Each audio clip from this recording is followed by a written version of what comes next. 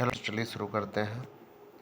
UP TET 2026 के लिए ठीक है, हिंदी व्याकरण एवं साहित्य का एक महामुकाबला करते हैं। इसमें आप क्वेश्चनों की संख्या जो होगी 10 होगी, जो कि बहुत ही इंपॉर्टेंट क्वेश्चंस हैं।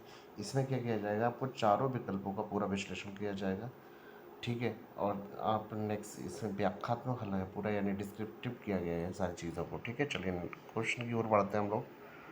फर्स्ट क्वेश्चन हमारा है, पहला क्वेश्चन है, निम्न में से कौन सा वर्ण स्पर्श व्यंजन नहीं है। तो आपको पहले ये पहचानना कौन सा एक स्पर्श व्यंजन नहीं है। तो इसका करेक्ट आंसर होगा option D. Option D is right. यहाँ या क्या है, एक स्पर्श व्यंजन नहीं है। चलो इसके आंसर के बारे में पढ़ लेते हैं, डिस्क्रिप्शन के बारे में। देखिएगा इसके डिस्क्रिप्शन में क्या लिखा हुआ है, सही विकल्प क्या लिखा है, डी लिखा हुआ है। यह कहा गया है कि का, पहले वाले को पढ़िएगा। इसमें कह रहा है का जो है वो क्या है, यह है का वर्ग का प्रथम वर्ण है, एक का वर्ग का प्रथम वर्ण है और कंठ स्पर्श व्यंजन के अंतर्गत आता है। नंबर दूसरे की बात करें, दूसरा कहता है कि जो चा है यह चा वर्ग के प्रथम वर्ण है और ये तालव्य स्पर्श व्यंजन के अंतर्गत आता है। ओके, नेक्स्ट बात करते हैं। इसमें नीचे दिया गया है, ये टा वाला दूसरा वाला कह रहा है ये टा संवर्ग के अंतर्गत आता है। इसमें प्रथम वर्ण मूर्धन्य व्यंजन के अंतर्गत आता है। ओके, ये टा संवर्ग में है स्पर्श व्यंजन, ये तीनों जो हैं वो हैं स्पर्श। बट ये जो नीचे दिया गया था लास्ट वाला, ये क्या कह रहा है, जो या है यह एक अंतस्थ व्यंजन है। या रलावा अंतस्थ व्यंजन के अंदर ये चार आते हैं, रलावा श्रेणी में आते हैं, ना कि स्पर्श व्यंजन। ओके, इसलिए हमारा उत्तर क्या सही होगा, option D. Okay, next question की ओर बढ़ते हैं। नेक्स्ट क्वेश्चन क्या हो जाएगा, नेक्स्ट क्वेश्चन है, कवि का सही स्त्रीलिंग शब्द क्या होगा। कवि का सही स्त्रीलिंग शब्द क्या होगा। इसमें यहाँ पे आप ये श्रुतिलेख के समय पे आ जाता है, ठीक है। तो ये हमारा आंसर होगा, इसका आंसर होगा ऑप्शन बी, ठीक है। Option B is right answer. इसे देख सकते हैं हम, क्या लिखा हुआ है, इसमें लिखा है ऑप्शन बी इज़ राइट। कह रहा है ऑप्शन बी जो है वो करेक्ट है आपका। ओके, ये लिखा हुआ है ऑप्शन बी के बारे में पढ़ लीजिए। ऑप्शन बी में कवित्री शब्द, सॉरी, इसमें लिखा है कवित्री, यह शब्द का शुद्ध व्याकरणिक मानक स्त्रीलिंग रूप है। चलिए नेक्स्ट क्वेश्चन की ओर बढ़ते हैं। इसमें क्या लिखा हुआ है, ये क्वेश्चन बोल रहा है आपसे, कह रहा है इत्यादि शब्द में कौन सी संधि है। इत्यादि शब्द में आपसे पूछा जा रहा है, तो इत्यादि शब्द में आपकी संधि होगी कौन सी, यण संधि। यण संधि इत्यादि शब्द में होगी। चलिए इसके बारे में पढ़ लेते हैं हम, इसका डिस्क्रिप्शन पूरा। तो इसके डिस्क्रिप्शन में लिखा हुआ है, क्या है, यहाँ लिखा हुआ है कि option D is right. It means यण संधि होगी आपके इत्यादि शब्द में। तो यण संधि के बारे में पढ़िए। यण संधि इत्यादि का विच्छेद क्या होगा, इति प्लस आदि है। यहाँ ई प्लस आ बना मिलकर क्या बनाते हैं, या बनता है, जो यण संधि का नियम है। नेक्स्ट और भी पढ़ लेते हैं साथ ही, गुण संधि।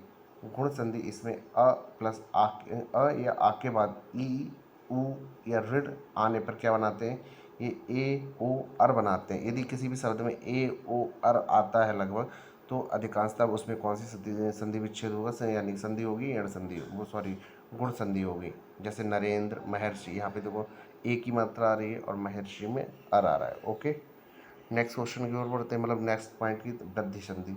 तो वृद्धि संधि में आपका क्या होगा,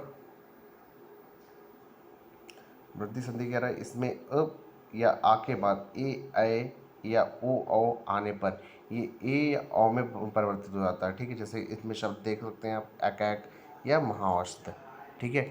नेक्स्ट पॉइंट क्या है, नेक्स्ट पॉइंट कह रहा है दीर्घ संधि। दीर्घ संधि में क्या होता है, इसमें समान स्वर मिलकर एक दीर्घ स्वर बना देते हैं। जैसे विद्या प्लस अर्थी, यहाँ पर आ प्लस अ मिलकर क्या बना रहे हैं, आ।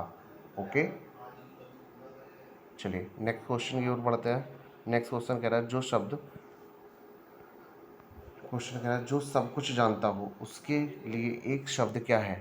तो उसके लिए एक शब्द होगा आपका सर्वज्ञ। Option B is right. इसका आंसर क्या होगा, सर्वज्ञ। सर्वज्ञ करेक्ट आंसर होगा इसका। चलिए इसके डिस्कशन के बारे में पढ़ लेते हैं। पहला क्या लिखा गया, अल्पज्ञ। अल्पज्ञ क्या है, इसका अर्थ होता है जो बहुत कम या थोड़ा जानता हो, ठीक है, उसे अल्पज्ञ कहा जाता है। नेक्स्ट दूसरी बात करते हैं सर्वज्ञ की। सर्वज्ञ क्या है, इसका अर्थ है जो सब कुछ जानता हो, ठीक है, सही, इसीलिए ये आंसर हमारा राइट हुआ। वही पूछा गया था हमसे। नेक्स्ट लिखा है सीवे बहुज्ञ। बहुज्ञ में क्या कहा गया है? बहुज्ञ में कहा गया है, इसका अर्थ होता है जो बहुत सी बातों को जानकार हो, जो बहुत सी बातें जानता हो, ठीक है, उससे कहते हैं बहुज्ञ। नेक्स्ट हमारा कह रहा है अज्ञ, लास्ट वाला। इसका अर्थ क्या होता है?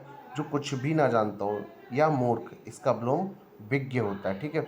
अज्ञ कह सकते हैं, अज्ञ का मतलब क्या है? जो कुछ ना जानता हो, और इसका विलोम क्या होगा? विज्ञ होगा, ठीक है। आपको ये भी बता दिया गया है आपके साथ साथ। नेक्स्ट क्वेश्चन क्या होगा? क्वेश्चन लिखा हुआ है क्या, चौरास्ता शब्द में कौन सा समास है? चौरास्ता शब्द में कौन सा समास है? तो चौरास्ता शब्द में कौन सा समास है? यानी इस चौरास्ता का मतलब है चार राहों का समूह, समाहार कह सकते हो, समूह, ठीक है। तो इसमें आपका हो जाएगा द्विगु समास। आप जानते हैं किसी में अंक, जो भी अंक आ जाता है शब्द में पहले, तो उसमें द्विगु समास होता है। चलिए नेक्स्ट इसके डिस्क्रिप्शन के अंदर पढ़ते हैं हम लोग। इसके आंसर में क्या लिखा हुआ है? कह रहा है द्वंद्व समास जो है, द्वंद्व समास में क्या होता है? इसमें दोनों पद प्रधान होते हैं और बीच में और शब्द का लोप होता है, जैसे माता डैश पिता, यानी माता और पिता।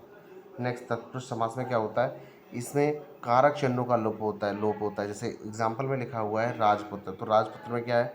राजा का पुत्र। तो का जो है वो एक कारक शब्द है ना, कारक और चिन्ह का लोप हो रहा है, यहाँ पे छिपा दिया गया उसको, ठीक है। नेक्स्ट द्विगु समास की बात करें तो द्विगु समास में क्या है? द्विगु समास इसका प्रथम पद संख्यावाचक होता है, जैसे कि अभी बताया गया ना, चार रास्ता चौवाला, चौरास्ता वाला, ठीक है। इसी प्रकार नेक्स्ट की तरफ बढ़ते हैं, तो नेक्स्ट क्या हो जाएगा हमारा?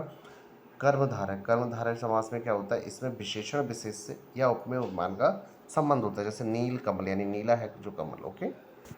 चलिए नेक्स्ट की तरफ पढ़ते हैं हम। नेक्स्ट क्वेश्चन क्या है हमारा? कह रहा लड़का पेड़ से गिरा। नहीं, लड़का पेड़ से गिरा, इसमें कारक चिन्ह कौन सा कारक होगा? आप बताइए।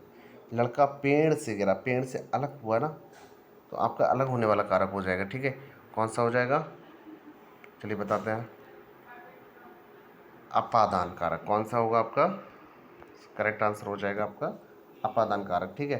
यानी पेड़ से अलग हुआ ना, जब कुछ अलग होता है तो ऐसे याद कर लीजिएगा, अलग अपादान, से वर्ड के लिए अलग वर्ड के लिए तो अपादान अलग, ठीक है। इस तरह से याद भी होने तो अलग होने के लिए हम दर्शाते हैं, ओके। नेक्स्ट संप्रदान कारक में क्या होता है? संप्रदान कारक चिन्ह को या के लिए होता है वर्ड, ठीक है। इसमें चिन्ह क्या होता है? कारक चिन्ह को या के लिए, ठीक है, जहाँ किसी को कुछ दिया जाए या किसी के लिए काम कुछ किया जाए, ठीक है। कर्ण कारक में क्या होता है? कर्ण कारक में इसका चिन्ह से और के द्वारा के लिए किया जाता है, यानी मतलब वो से जो हमने अपादान कारक में किया था वो अलग होने के लिए किया जा रहा है।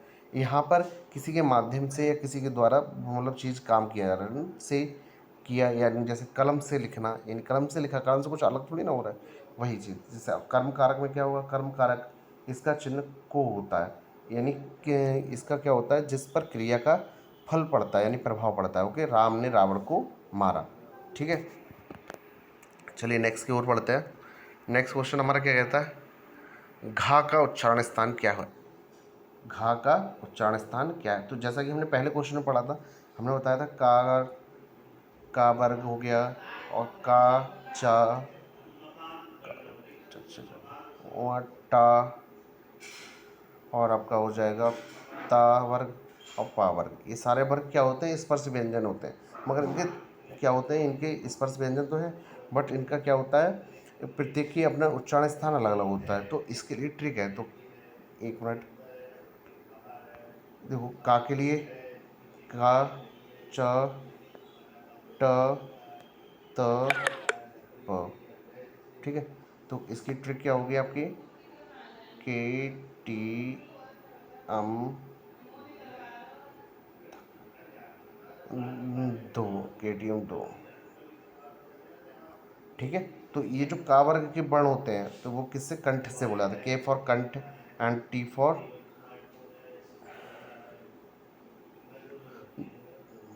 दंत और एम फॉर,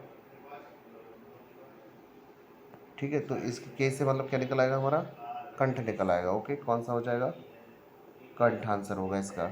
नेक्स्ट इसकी PDF की ओर पढ़ते हैं हम लोग, देखते हैं क्या निकल के आएगा। देखो सारा डिस्क्रिप्शन भी दिया गया है यहाँ नीचे।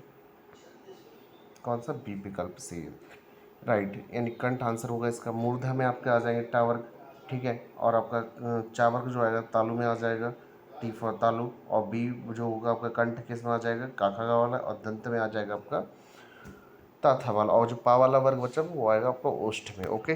चलिए नेक्स्ट की ओर बढ़ते हैं। नेक्स्ट क्या हो जाएगा हमारा, यथाशक्ति। यथाशक्ति शब्द में कौन सा समास है? तो यथाशक्ति में जिसमें कोई क्या आ जाता है, उपसर्ग वर्ड आ जाता है आगे शब्द के साथ में लगा हुआ, तो वो क्या होता है हमारा, अव्ययभाव समास होता है। ओके, चलिए इसके आगे पढ़ लेते हैं हम लोग आंसर के बारे में। तो देखिएगा पहला इसमें क्या लिखा हुआ है, यहाँ पे लिखा ऑप्शन ए इज राइट, अव्ययभाव। तो अव्ययभाव में क्या होता है, जिसका पहला पद अवयव हो या वही प्रधान हो। ठीक है, यथाशक्ति के यानी शक्ति के अनुसार। ठीक है, नेक्स्ट तत्पुरुष समास में क्या होता है, जिसका उत्तर पद प्रदान हो, यानी तत्पुरुष समास में जिसका उत्तर पद प्रदान हो और दोनों के बीच कारक चिन्ह का लोप होता है, जैसा पढ़ चुके हैं। द्विगु समास में क्या होता है, द्विगु समास में आपका पहला पद जो होता है संख्यावाचक विशेषण होता है, उसको कहते हैं। कर्मधारय की बात कर लें तो कर्मधारय क्या है, जिसका पहला पद विशेषण और दूसरा पद विशेष हो। ओके, चलिए नेक्स्ट की ओर बढ़ते हैं। 9 नंबर, आनंद कादम्बनी। ठीक है, आनंद कादम्बनी पत्रिका के संपादक कौन थे? तो इसमें आपके कौन से हो जाएंगे, बद्री नारायण चौधरी प्रेमघन। ओके, चलिए इसके आंसर की डिस्क्रिप्शन की ओर बढ़ते हैं।